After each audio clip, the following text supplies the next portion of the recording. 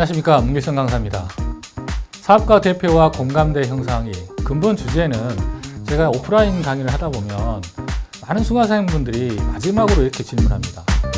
콘텐츠 내용은 다 알겠는데요, 이걸 어떻게 그러면 대표가 만나서 어떤 이야기부터 꺼내야 될까요? 이렇게 질문하는 분들이 굉장히 많습니다.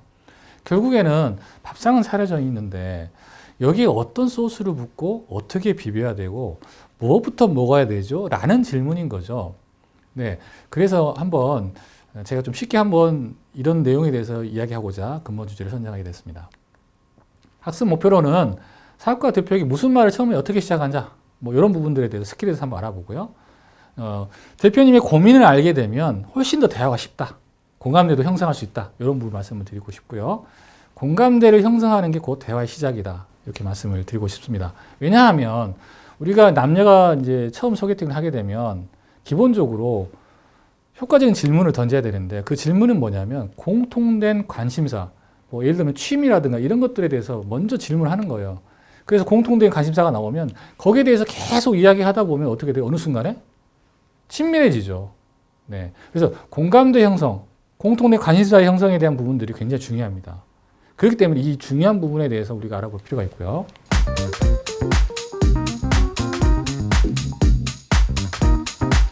자, 개인 사업자와 법인 사업자의 방식을 조금 이제 접근 방식을 좀 구분해야 되는데요. 개인 사업자는 기본적으로 매출이 많이 드러나는 거에 대해서 고민들이 있으세요. 매출이. 그리고 경비. 이제 예전처럼 배우자 이렇게 일하고 있지 않은데도 이렇게 경비를 처리한다거나 아르바이트만 이렇게 넣는다거나. 이제 이것도 이게 좀 어려워졌어요. 네. 그러다 보니까 매출과 경비가 이제 투명하게 드러나다 보니까 과거처럼 소득을 축소해서 신고할 수 없는 상황이 생기는 거예요. 이게 고민인 거죠. 그러면 개인 사업자는 이런 고민들을 갖고 있기 때문에 그런 부분들에 대해서 한번 던져보는 거죠. 물론 이런 소규모 영세한 어떤 영업, 자영업 이런 분들은 물론 여기 해당되지는 않겠죠. 하지만 좀 계속해서 매출 규모가 늘어나고 있고 장사가 잘 되고 이런 어떤 기업들은 반드시 이런 고민들이 있다는 거죠. 이런 부분들에 대해서 내가 알고 상담을 진행을 하면, 대표님, 좀 매출이 늘어나는 것 같은데 좀 어떠세요 좀? 매출은 늘어서 좋은데 죽겠어. 왜요? 매출 늘어나면 좋잖아요. 막 세금이 말도 못해. 결국은 이제 세금 쪽으로 가는 거죠. 이렇게 하면서 이렇게 계속 이어가는 거죠. 네.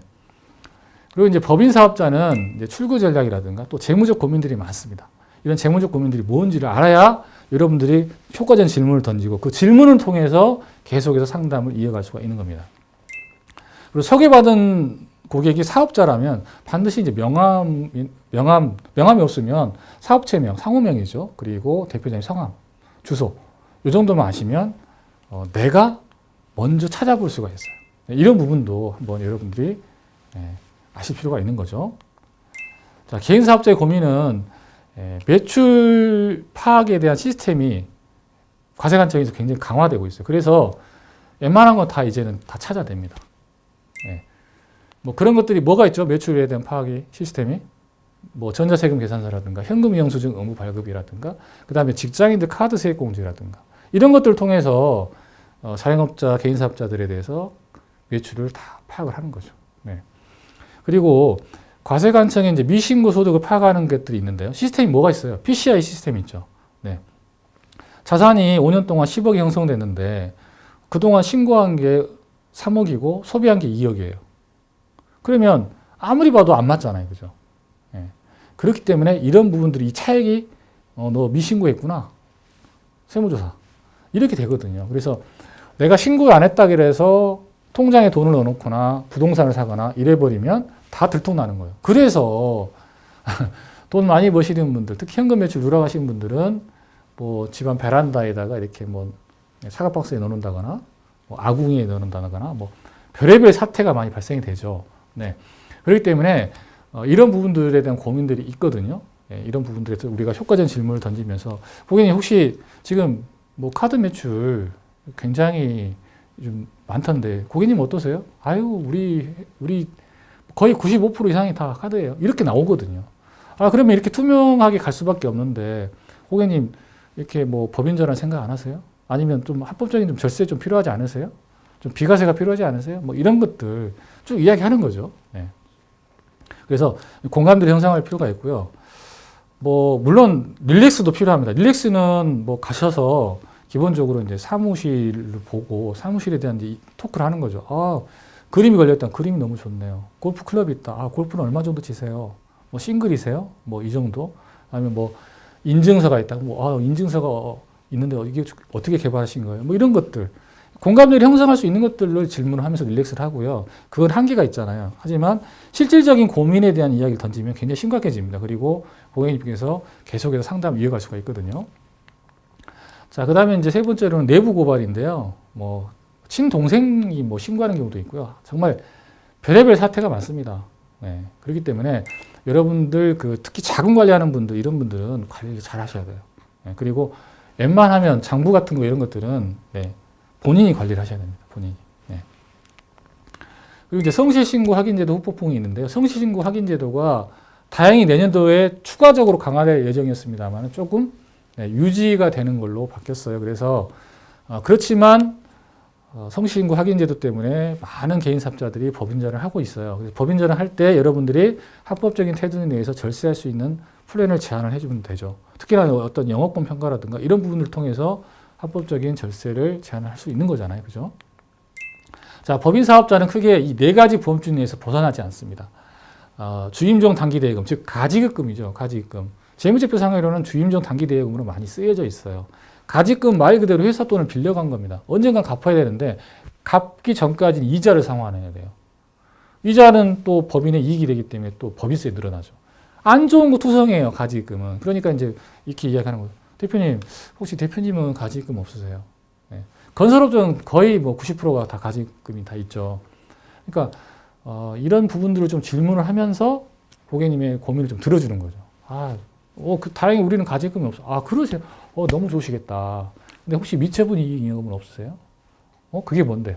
잉여금 말이에요, 잉여금. 이익잉여금 혹시 안 쌓여 계세요?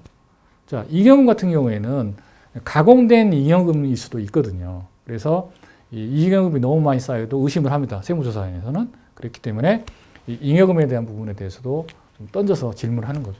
잉여금 있으세요? 이거 정리하셔야 되겠네요. 그리고 이제 차명주식. 차명주식은 지금 대부분 판례가 이제 차명주식도 주식으로 인정을 하고 있는 추세이기 때문에 이거 빨리 환원하셔야 된다. 이렇게 이야기하실 필요가 있고요. 추구 전략이 없는 분들 당연히 정관 변경이나 여러 가지 주식 뭐 증여라든가 이런 걸 통해서 추구 전략을 만들어 줄 필요가 있겠죠. 자, 핵심을 정리해 보면 개인 사업자의 고민을 알고 거기에 대해서 자꾸 집중적으로 효과적인 질문을 던지는 거죠. 그러면 공통된 관심사가 생기잖아요. 그죠? 그렇게 되면 대화가 계속 이어져 갈 수가 있는 거예요. 자, 매출, 뭐 소득, 그죠? 뭐 경비 처리는 어떻게 하시는지 뭐 이런 부분도 쭉 이야기하다 보면은 계속해서 상담이 진행이 될 수가 있는 거예요. 네. 법인 사업자는 솔루션에 대해서도 어느 정도 좀 이해할 필요가 있지만 다 할 필요는 없어요. 왜냐, 이야기하다 보면 공감대 형성되고, 자, 제가 솔루션 준비하겠습니다. 네. 뭐 전문가하고도 같이 갈 수도 있잖아요. 회사 소속되어 있는 전문가 갈 수도 있고, 또 지점장님과 같이 갈 수도 있는 거고, 네. 뭐 지사장님과 같이 갈 수도 있는 거고. 그렇게 해서 여러분들이 100만 원 계약할 거, 뭐 500만 원 계약할 수도 있는 거잖아요.